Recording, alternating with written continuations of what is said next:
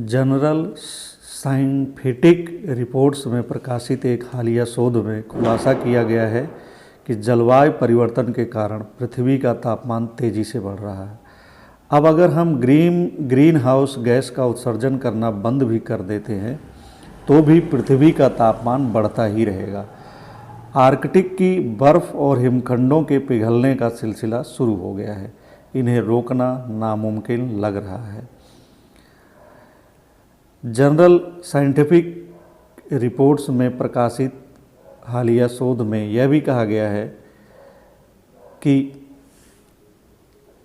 अगर इस साल कार्बन उत्सर्जन को शून्य भी कर दिया जाता तो भी साल 2500 तक पृथ्वी का तापमान 5.4 डिग्री फ़ारेनहाइट तक बढ़ सकता है।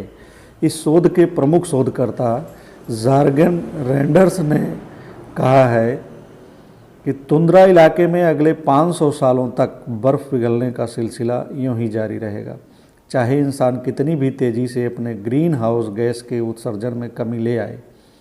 उन्होंने कहा कि मौसम में होने वाला परिवर्तन एक दुष्चक्र है जिसे उलटना नामुमकिन है। जैसे जैसे बर्फ़ पिघलेगी उससे और ज़्यादा ग्रीन हाउस गैस का उत्सर्जन होगा। बर्फ़ के पिघलने से निकलने वाली मीथेन और कार्बन डाइऑक्साइड से पृथ्वी और गर्म होगी। रिपोर्ट कहती है कि कार्बन को सोखने की ज़रूरत है। पेरिस क्लाइमेट समझौते का उद्देश्य पृथ्वी के तापमान को साल 2100 तक 2 डिग्री से ज़्यादा नहीं बढ़ने देने का था, लेकिन रेंडर्स के मॉडल के अनुसार अगर 2100 तक भी कार्बन उत्सर्जन पर लगाम लगा भी दी गई तो भी साल 2500 तक समुद्र के जल स्तर में 10 फीट की बढ़ोतरी हो सकती है।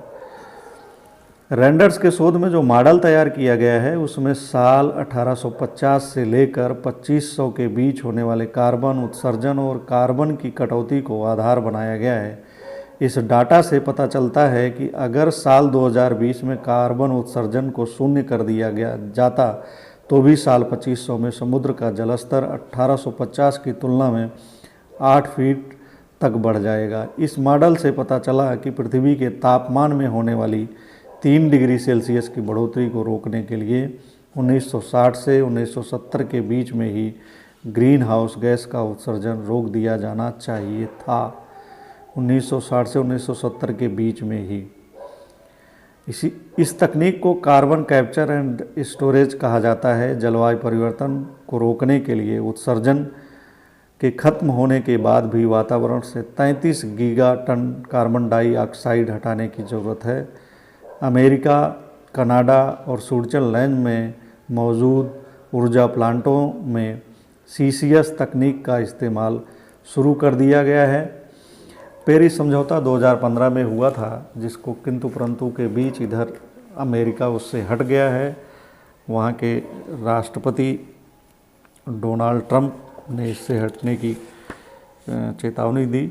उसके बाद से इस पेरिस समझौते पर भी संकट हो गया है। तो मित्रों, क्या आप जानते हैं कि हमारी गतिविधियाँ हमारे वातावरण और पर्यावरण को कितना प्रभावित करती हैं?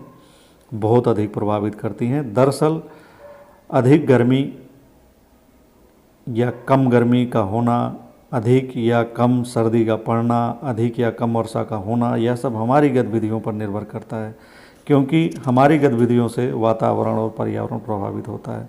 मानव की जीवन शैली, उसका रहन सहन, उसकी आदतें, उसकी संस्कृति, उसके सोच का बहुत बड़ा प्रभाव पड़ता है वातावरण पर्यावरण पर।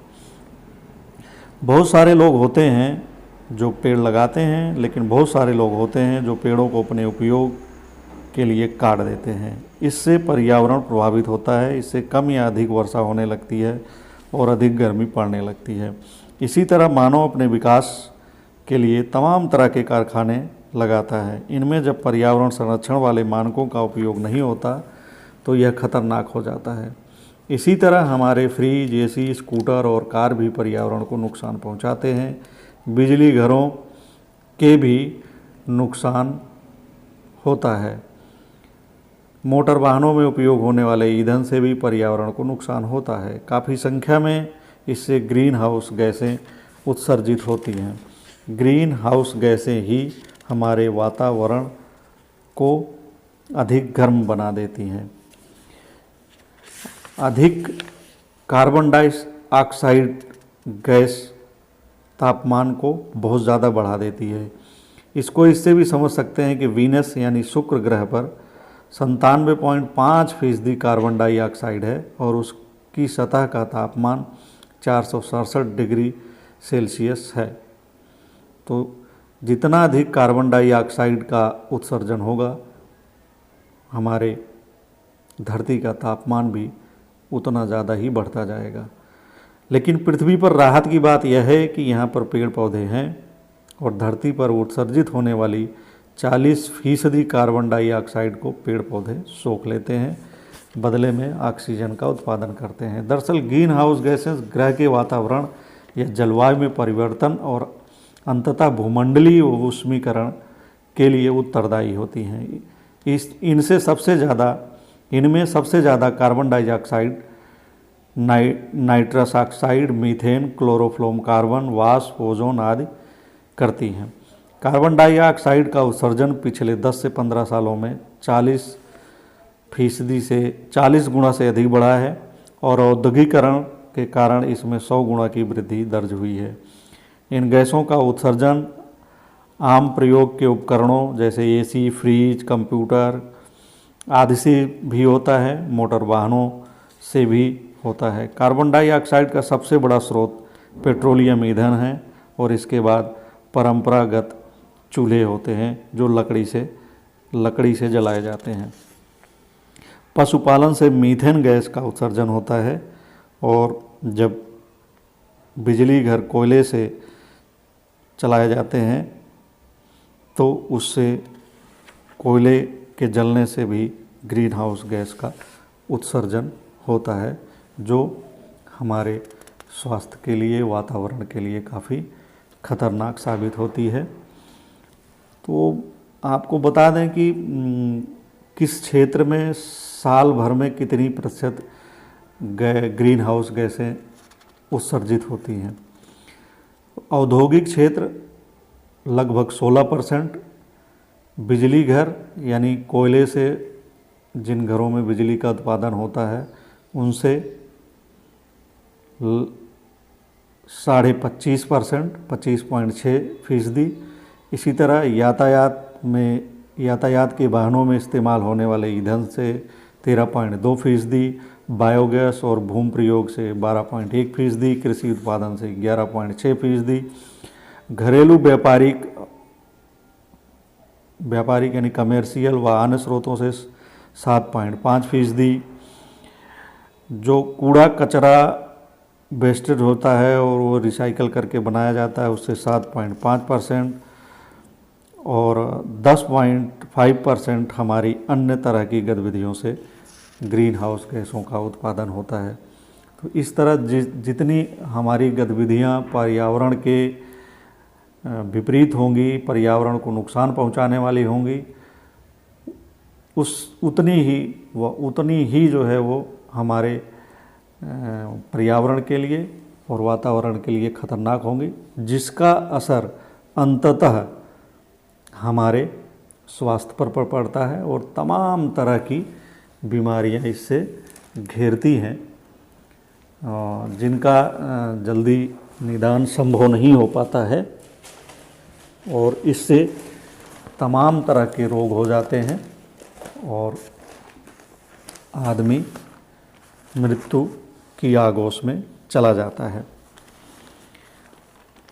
एक रिपोर्ट आई हुई है ग्लोबल एयर स्टडी, इसके मुताबिक 2019 में उप सहारा अफ्रीका और एशिया में पैदा हुए लाखों नवजात शिशुओं में से ज़्यादातर की मौत प्रदूषण के कारण हुई है।